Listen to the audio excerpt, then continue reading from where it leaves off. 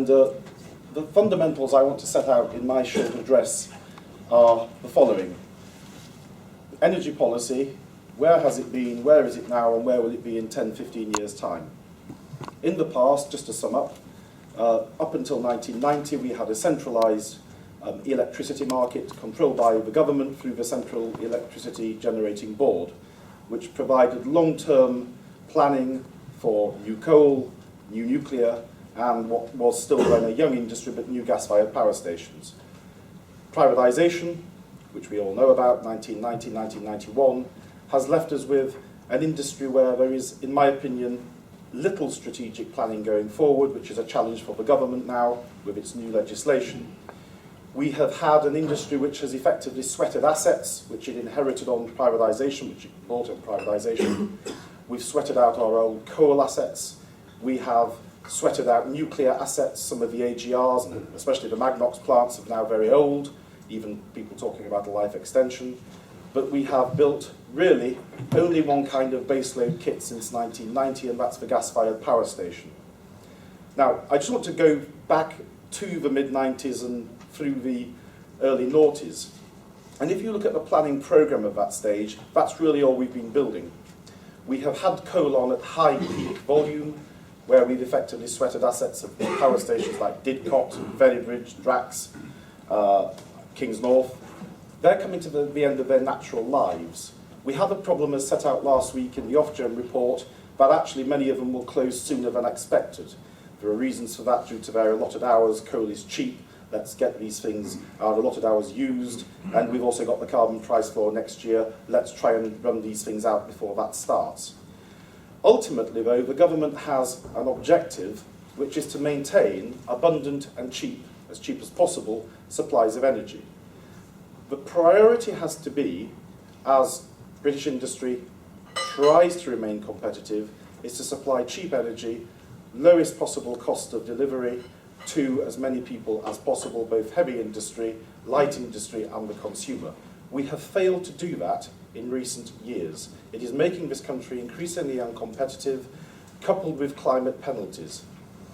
One of the key points I want to just target is, why are bills rising, and what can we do to try and reduce bills? I think we run the risk in this country quite soon of having a policy which is out of control and which politicians effectively begin to panic about. We are going to start building new gas-fired power stations. There will be a gas announcement quite soon. My concern would be the floodgates are then let off, open, should I say, and all we see are lots of new gas-fired power stations littering the country on the sites of old coal stations. Most of this stuff will be imported. The price volatility is a question. Fracking is a discussion and a debate for another day. This is going to make the UK one of the most gas-dependent states in the world, both for household consumption and heating, but also in the power sector. I think the balance which we enjoyed in the early 90s, with coal, gas coming on stream then, a lot of nuclear back then, up to 23%, and we can talk about renewables, but ultimately that balance, which allowed us to hedge against fuels which were expensive, cheap at the time, and the nuclear baseload plants, that balance is being lost, and we must make sure it hasn't been lost permanently, because it's then that we will start to encounter the problem for the government, which will be social policy and problems such as fuel poverty being directly connected to energy policy. And then you have a big political problem for a government seeking re-election. Quite bluntly, it will cost parties votes at the polls. On the new build, I think Friday's Ofgem report was very timely. They warned, and I'm not just dropping the CPS's name, but we warned in 2006 that if you take off, and I won't get too technical, if you suddenly start to take off 12 gigawatts of baseload plant, coal and oil being a peak load fuel which comes on in the winter months when we need it, if you take that off, and especially if it comes off earlier than expected, we're going to have a problem. The problem won't be the lights going out. The government would not allow that to happen. It may even have to derogate from the European rules making us close these power stations. But that's a problem because they'll then have to compensate the owner, and we don't want that to happen. But if we take this stuff off too quickly, and all we're replacing it with is gas, then we're going to have the same overdependence problem we had on coal, albeit for all different reasons, in the 1980s. Overdependence is not a good idea, especially when we will have to import most of it. And nothing against energy imports. This country has never been self-sufficient in energy, but it's the ability to diversify where you're getting your fuels from and the imports as to where they come from. If I told you most of our coal now comes in from Russia on a ship through Immingham and other ports, I think most of you would be quite surprised. We import about 30 million tonnes, and most of it's coming in from Russia with a bit of steam coal from Colombia and South Africa. So imports aren't a bad thing, it's the ability to diversify where you're getting your feedstock. We're going to hear a lot more about nuclear in a moment, but I just want to point out one thing which is really important. If we are going to become, and I think we can, a world leader in new nuclear skills, we are going to need a diversification of those investing. We're going to need not just EDF, we are going to need Toshiba Westinghouse. Sadly, Westinghouse was sold by Gordon Brown for a pitiful sum. It is British technology from its early days. We're going to need Hitachi, we're going to need Rosatom, we're going to need a number of diversified technologies so that we don't have all our eggs in, for example, one reactor bag. We want a variety of reactors, and that allows us, therefore, to be able to diversify our skills base. And it can be a British global leadership, again, not just through the 1950s and 60s, which was a very constrained outlook where we wouldn't even look at the American technology, which was actually better than ours, the pressurized water reactor. John Hayes is going to explain what he's going to try and do with the energy bill and try to reform the energy market, and I'm not going to talk about that. I'll leave that to him. What I will say is, I think we're at a very, very important stage where the decisions taken now will govern our economic viability, our profitability, and effectively our ability to maintain an individual non-overseas dependent energy policy. The questions on the table now, if we get them wrong, we will suffer for quite a long time. I myself have a real problem with next year's carbon price floor. I think it will do more harm than good when we will start paying £16 a tonne for carbon and the Europeans are paying £7 a tonne. That disparity, I fear, will very quickly become a social issue as bills go up for homeowners and factories relocate.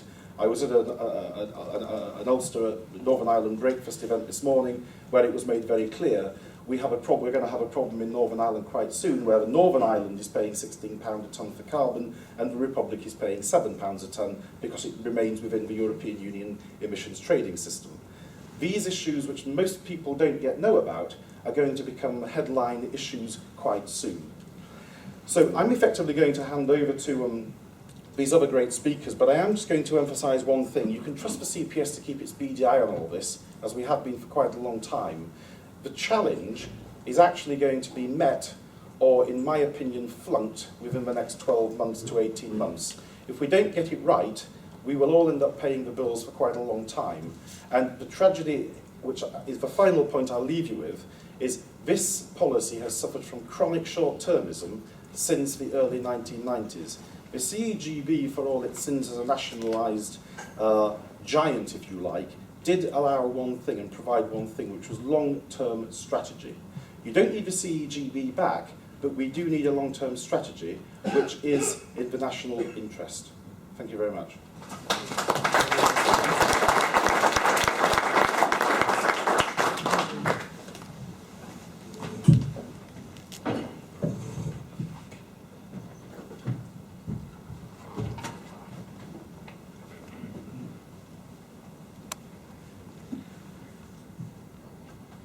Good afternoon, ladies and gentlemen, to Mr. Chairman, to the Minister.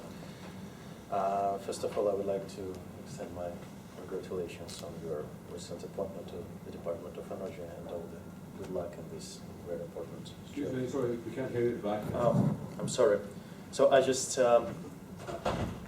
wanted to extend our congratulations to the Minister on his recent appointment to the Department of Energy and wish him good luck in this important work. And also I would like to thank Center for Policy Studies for this opportunity to talk here today. And I'm here today just to share with you some of our global experiences that we currently have in different countries all over the world and with, in partnership with different companies in their effort to develop their national nuclear programs. Just a few facts about Rosatom. We are Russian state nuclear energy company, and we are probably the only fully integrated in terms of the technology nuclear player. So we integrate everything from uranium mining through enrichment, fuel fabrication, nuclear power plant construction, operation to decommissioning and back-end services. We also have some business in nuclear medicine, nuclear icebreaker fleet. So almost everything that is nuclear related is being done by us in-house. So in terms of our global presence, we are number 1 or 2, depending on how you count it, in terms of the uranium deposits. We have some mines not only in Russia or former Soviet Union, we have them in the States, in Canada, in Africa, Australia. We are number 1 in terms of uranium enrichment services with market share of roughly 40%. We are number 1 in terms of simultaneous nuclear power plant construction all over the world. We build currently 30 units and only 10 of them are in Russia.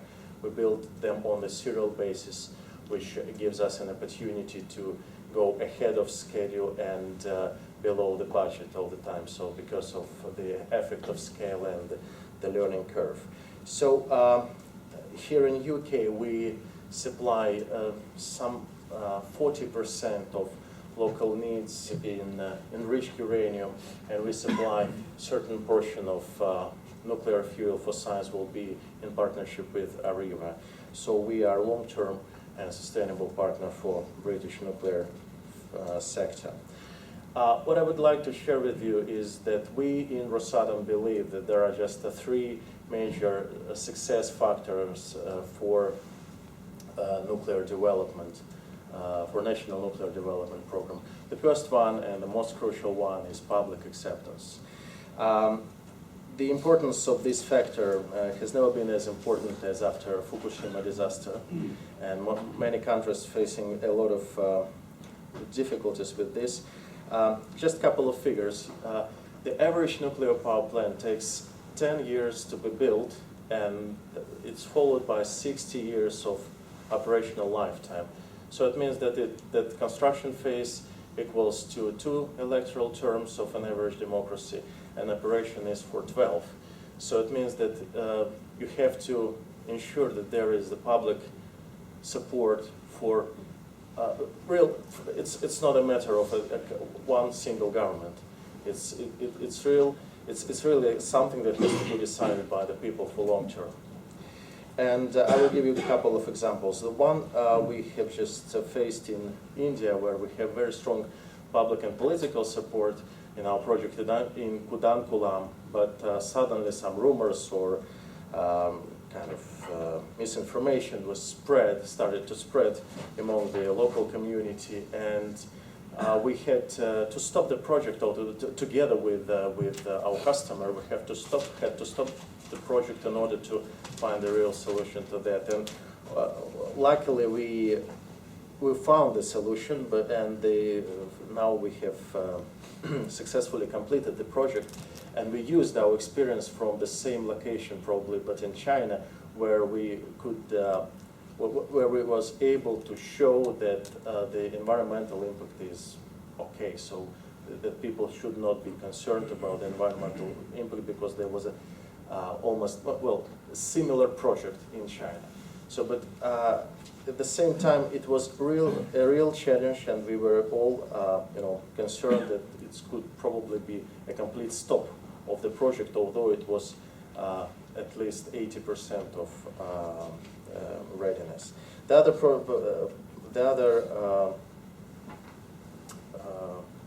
example that we have is in Bulgaria, where we enjoyed huge public support from the very beginning.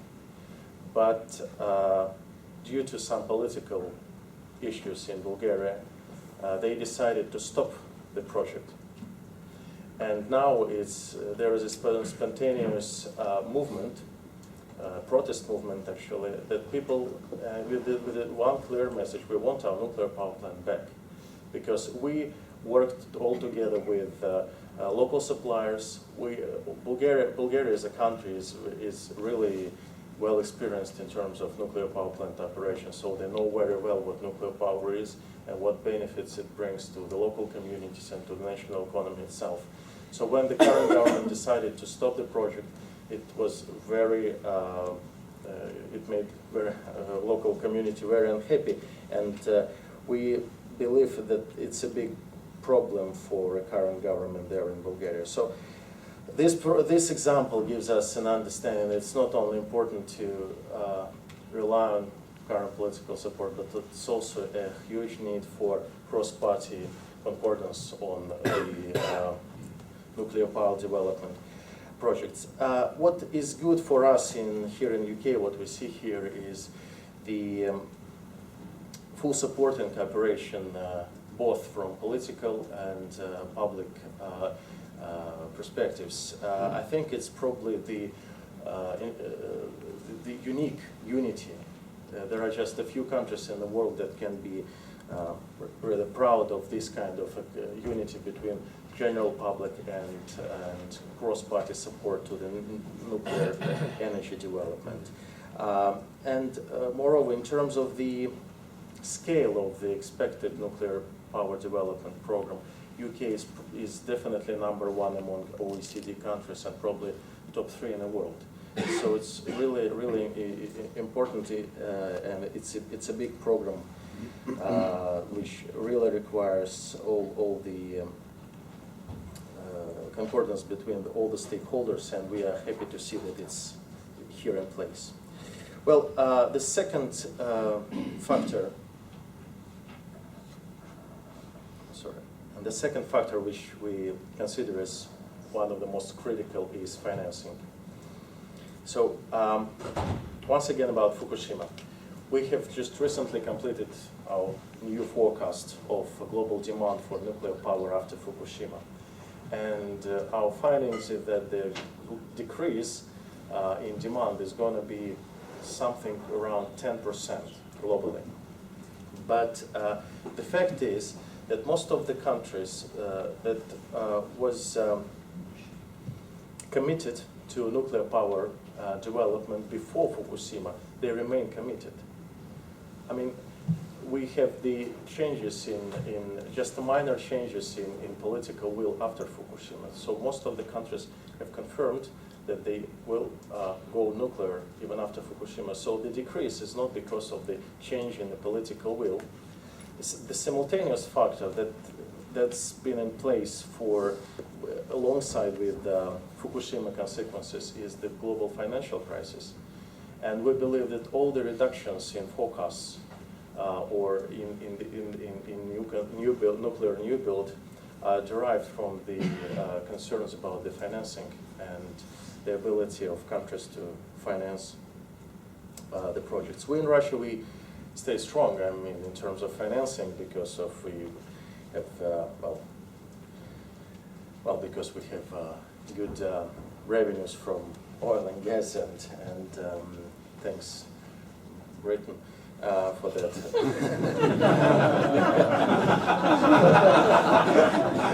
I'll leave it to continue.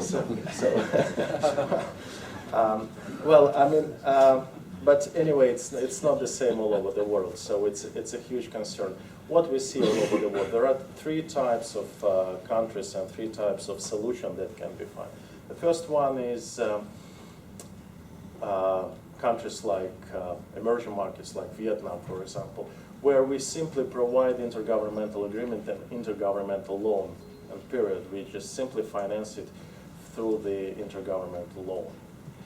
When it's developing countries like Turkey, for example, the government supports. There is also an intergovernmental agreement, but there is no government-to-government credits or loans. The only role that's been played by this intergovernmental agreement is that the Turkish side committed to conclude a power purchasing agreement for a fixed price for 15 years, and that's it. So these are all commitments from the Turkish government. The rest of the responsibility is on our side, so we have to build 4 units of nuclear power plant. which accounts for $20 billion. So it's absolutely up to us where we find this money and how we're going to arrange all the financing. But and the only guarantee we have is the fixed price and power purchasing agreement from the Turkish government. So we work hard with other strategic investors, potential investors, and we are trying to leverage our partnership with Rolls-Royce, rely on British Export Credit Agency's support. But anyway, this is one of the solutions that's possible in not very regulated economy like, let's say, Vietnam is one. But we believe that there is also a chance in deregulated OECD economies to find the right solution for the financing of nuclear power plant development. And we understand that it's a real challenge how to maintain the deregulated nature of the economy on one hand, and how to involve the state, how to increase the state role, because actually, based on market tools or market instruments, it's not possible. It's what we think. I mean, it's not possible. You cannot do it only relying on just free market financing tools. So we believe that the current energy market reform is a very wise and coherent strategy in the way how to get this together, the increased state role at the same time with full commitment to the deregulated market principles.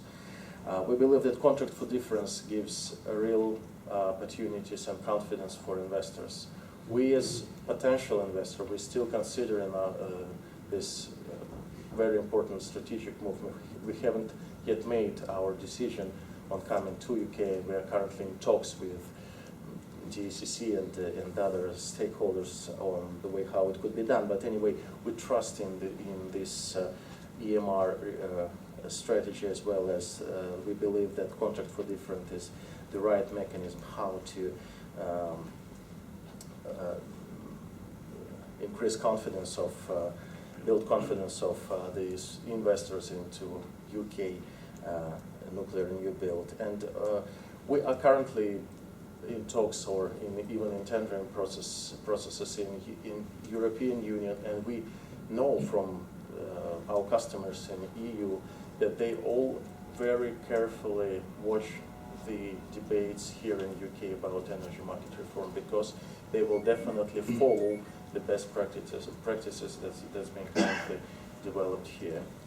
And so it means that what's currently being done here is something which is very important for the global nuclear power sector development. As for our perspectives here, we believe that potentially we have good opportunities, because we have 18 units in operation in European Union. We have all the certificates required by European Union.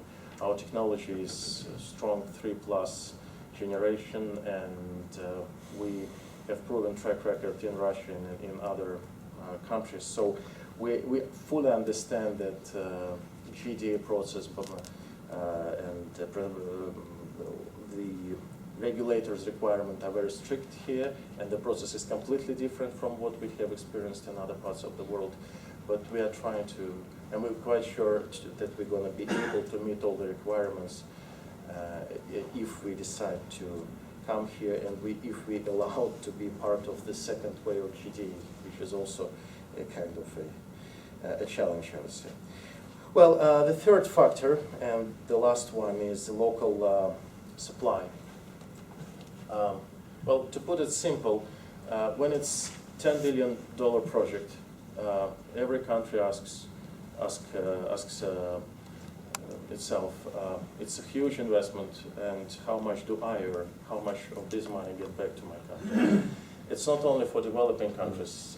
For example, today in Czech Republic, where we participate in the tender, we negotiate up to 80% of local content. They have very strongly developed local industry, both in terms of the construction, civil construction, as well as manufacturing. And we believe that they are capable of providing of this considerable part of or share of the capital expenditures. And I will give you just a few figures. We believe that this 80% of local content in Czech Republic for its average 2-unit nuclear power plant will create 15,000 jobs. And it means approximately $80 billion for local industry in revenues and $2.5 billion in taxes for Czech Republic as a state.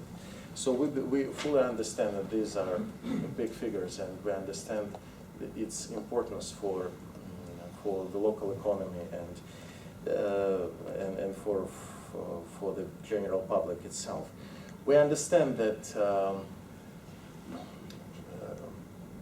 for over the past 25 years, probably, UK observed a shift from industrial economy to economy of service and knowledge.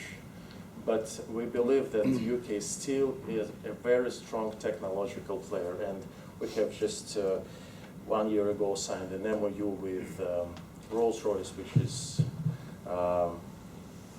national champion in many technological industries as well as in nuclear.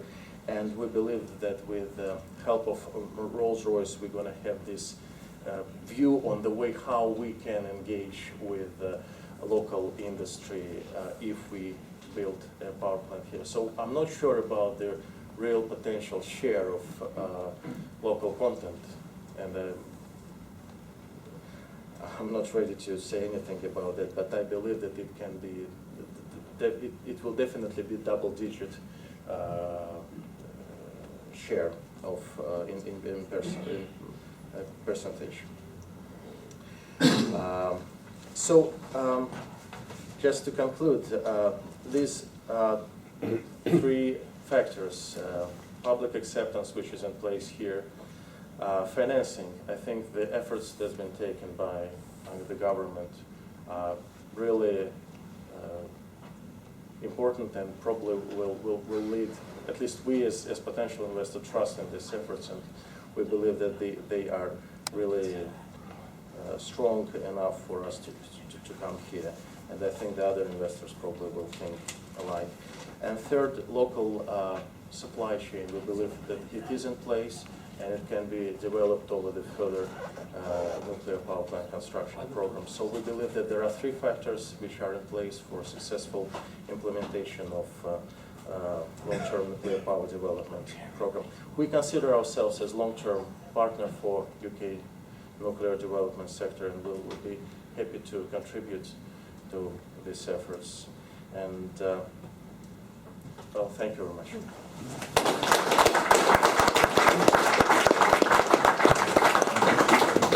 We'll just change the running order, as John needs to be chairing an event in another place in a few minutes' time. Okay. It's a great pleasure to be here and to speak at this event. And as I said, I'm here briefly, as I told the organisers when they invited me. The audience, I noticed, contains many people who've heard me speak a couple of times already, and it would therefore be impertinent for me to give the same speech. So I will give an entirely different speech, and it will be based on two things. Firstly, this excellent pamphlet, which I've read assiduously, written by Tony, who's an old friend, and I think is a perfect backdrop for this important meeting. And secondly, the comments that have already been made to you today.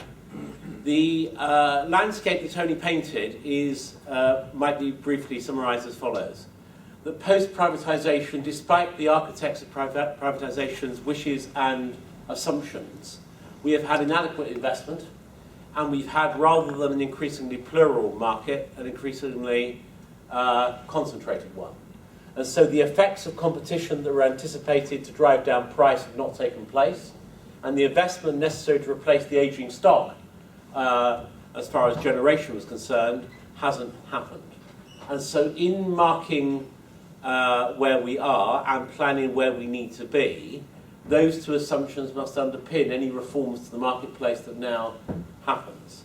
The second point that Tony made in this document, but he also made again today, is that it is an essential component of building an energy strategy framed around energy security, but also, by the way, measured by the impact on price to consumers and businesses, that you have an energy mix. The generating mix provides a degree of resilience, both in terms of security and in terms of price, because at any one time the price of different commodities will vary, and there's a good chance that you'll be able to essentially allow the market to play out and maintain lower pricing. It is essential we do that, and I put on the record that the government understands the importance of having a mixed economy, if I can put it in those terms, in respect of generation, and will continue to pursue policies which both secure and enhance that. I think the optimum circumstance is one where we have a more plural market, where we lower the bar to entry around a range of technologies.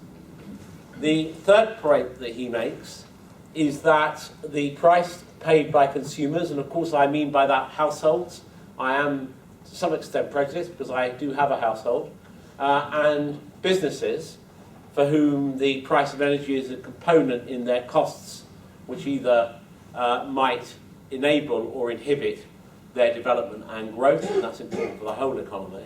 The price of energy is increasingly made up of a number of components, some of which are invisible or barely visible to the person who pays the price.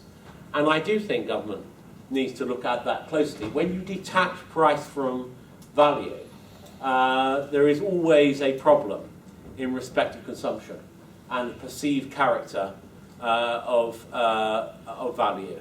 And I think we have to some degree done that with good intent, but I think we need to look at that closely as we move forward with future strategy. And the third and the final point that's been made in this document and again today is about independence and dependence. This is the export-import issue. We stand, do we not, in the city of Joseph Chamberlain. I've given him a few mentions on the fringe already. A great political hero of mine. I share most of his assumptions about most things. He hasn't been judged well by some because of the dominance of the liberal mindset in most of late 20th century thinking. I'm not a liberal in any sense, by the way, of any kind, and so I don't share that mindset, and so I revere Joseph Chamberlain, as many people from Birmingham do. And Joseph Chamberlain's assumptions about that issue of dependence and independence are mine. We want a policy which is as certainly driven by our national interest, and driven by our national interest in a way which cements our national interest. Now, of course, the energy marketplace is complex, and of course, there are three great markets: the East, Europe, and North America. But we shouldn't be, we shouldn't regard without appropriate concern the kind of issues that Tony's highlighted about dependence on imports and growing our own skills, and I shall speak about that in a moment, and therefore coming to import skills. Of course, we shouldn't be careless about those issues. So complicated, challenging, but nonetheless something we should give due consideration to. Let me therefore highlight in the few minutes I have, before I speed off to allow others to take the difficult questions, the following points. The first is that the challenges might be described as such in respect of the massive investment we need in nuclear power. And I underpin that, by the way, the massive investment we need. We should aim to make nuclear power a core element in the mix that I've described in a few moments ago. You know that was what the government said under the previous Secretary of State. You know that was the decision that the last Labour government finally came to in 2008 after years of dither and prevarication. And you now have an Energy Secretary with a perhaps unprecedented commitment to nuclear power in terms of the holders of my office. But there are challenges, and I think they are broadly three. First might loosely be described as process. Second might reasonably be described as competence. And third might really reasonably be described as finance. These are in ascending order in the Wagnerian tradition, as I will leave as I reach the pinnacle of my argument. The first one, process. We know from 1985, when the last nuclear power station that we built went through the planning process, that it was a long and tortuous business. We know that the business of developing a nuclear power station, quite apart from the 10-year period, roughly speaking, that it takes to build one, can either inhibit or allow the process of development to take place and to gain pace. And we do need to look at all the issues of planning. In fact, you do mention that in here, Tony, specifically. I think you cite Sizewell when you do so.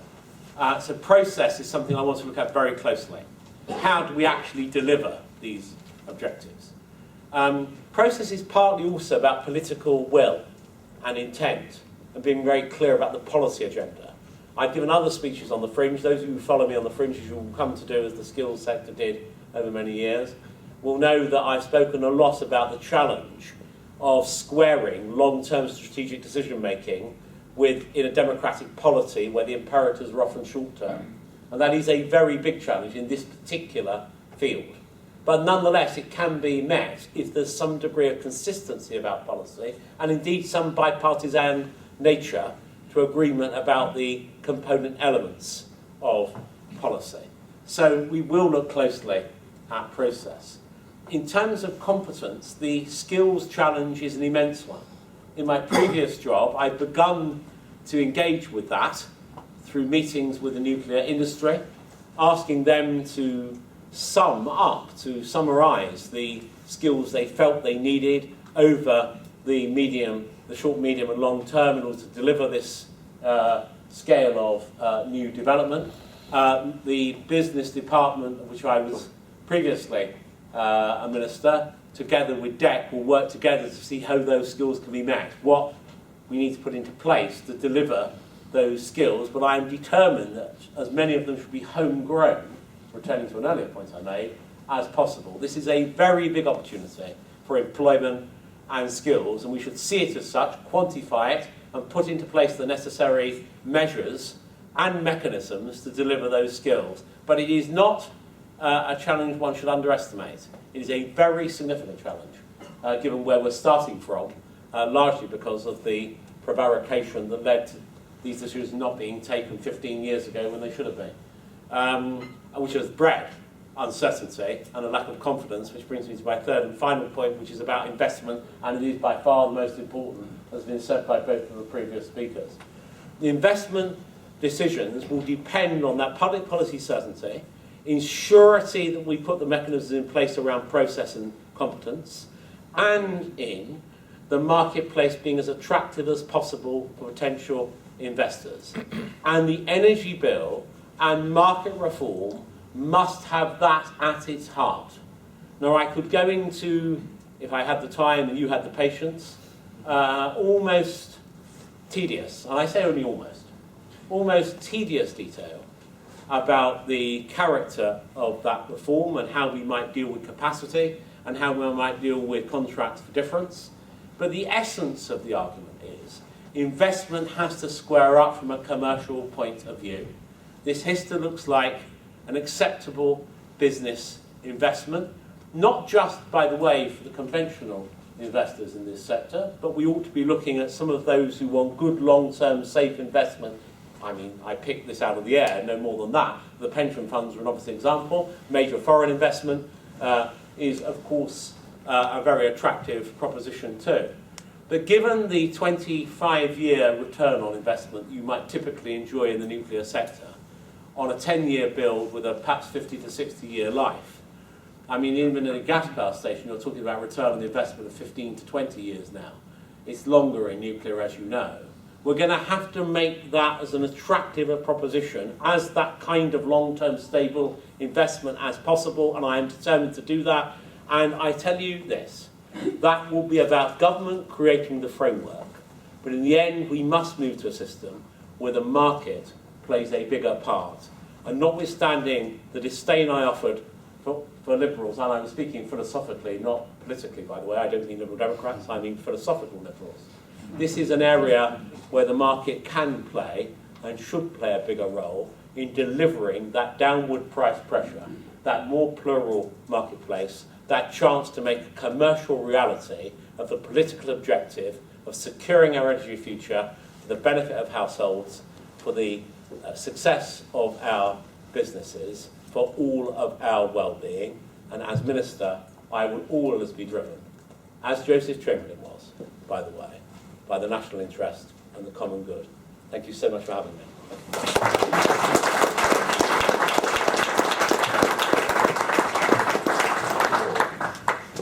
Thank you. Well, I'm also a great admirer of Joseph Chamberlain, although also not a Liberal. But he was excellent in realising that local government had a major role to play in energy and other things. And Birmingham Council is now one of the leading councils in terms of energy efficiency, so it's very appropriate that we are meeting here in Birmingham today. But I will just speak for a couple of minutes about nuclear. To start off with, we are going to need a lot more electricity, not only because our existing fleet is running out, but also because we need to transform surface transport to electricity and a lot of heating to electricity as well. So however well we do on energy efficiency, and we must do much better, we are going to need more electricity. And much too much of the debate about electricity is what is the best electricity source? And I've been guilty of this in my past life at Greenpeace and other places. We can't afford to have that debate. We need all low-carbon sources of electricity.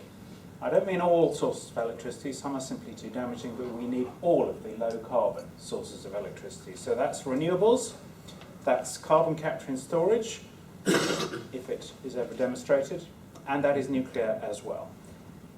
Nuclear power is not perfect, it has problems. It has problems of proliferation in particular, and it has problems of cost. It will never be cheap, but it is a lot better than fossil fuels. We need all low-carbon sources of electricity. Gas without carbon capture and storage is lower than coal, but it is not low-carbon enough. So another dash for gas, which would have the disadvantages that Tony talked about in terms of being too dependent on one particular fuel source. It would also be too damaging to the climate, and therefore it should not be done, because the human cost of that would be enormous, and the economic cost, as the Stern Review showed correctly, would be greater than making the transition to a low-carbon economy. So gas without CCS should not be allowed.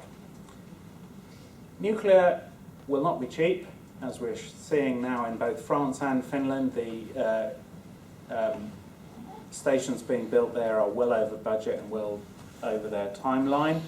So it needs some form of public financial support. Are we going to call this subsidy? Why not? Let's be honest with the British people. I know that the coalition agreement says yes to nuclear as long as there is no subsidy. That was a political error. It's not only the Conservative Party and the Liberal Democrats who have made that political error. Ed Miliband, when he was Energy Secretary, said there should be nuclear power stations, but there will be no public subsidy. So all three political parties could stand up and say, sorry, we got this wrong. I don't know if sorry is actually an acceptable word anymore, but we were wrong about this. It is going to have to be subsidised. Now, Chris Huhne, when he was Energy and Climate Secretary, he went to his own party conference and he said, and this was quite courageous in my view because the Liberal Democrats are formally opposed to nuclear power, although increasing numbers of them accept it as a necessary part of the mix. Chris went to the Lib Dem conference and he said, there will be no specific subsidy for nuclear power. Okay, well that was quite neat. A general subsidy for all low carbon sources, that sounds the right way forward, and that the contract for difference feed-in tariff is basically trying to do that. So there should be public financial support. I think it would be easier just to call it subsidy and to apply to the European Commission to get state aid rules and so on. And Tim Yeo, who is an excellent chairman of the Energy and Climate Change Select Committee, always says on public platforms, well, always when I've heard him, he says, let's just call it subsidy. I agree with him on that. But finally, just as I'm on a CPS panel, I thought it would be appropriate to finish with a reference to Margaret Thatcher. The main challenge to nuclear is actually not even financial. It's in terms of getting it done, getting public support and getting it through the planning process. And that is why I decided when I changed my mind on nuclear that I wouldn't just sit on my hands, I would actually come out and say so.